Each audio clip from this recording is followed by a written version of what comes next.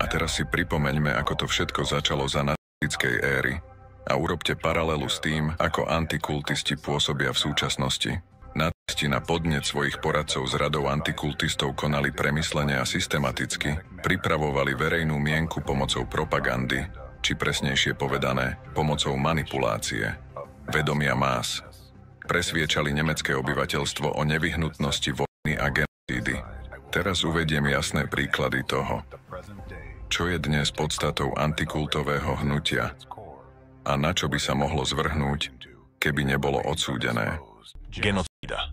Systematickosť a deštruktívna orientácia aktivít antikultových organizácií jasne naznačuje, že v konečnom dôsledku vedú k rovnakým následkom, ako kedysi priviedol nacizmus.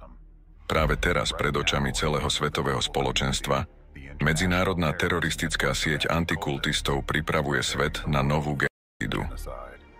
V dôsledku ich činnosti boli už milióny ľudí stigmatizované ako stúpenci siekt, čo ich stavia do pozície potenciálnych obetí.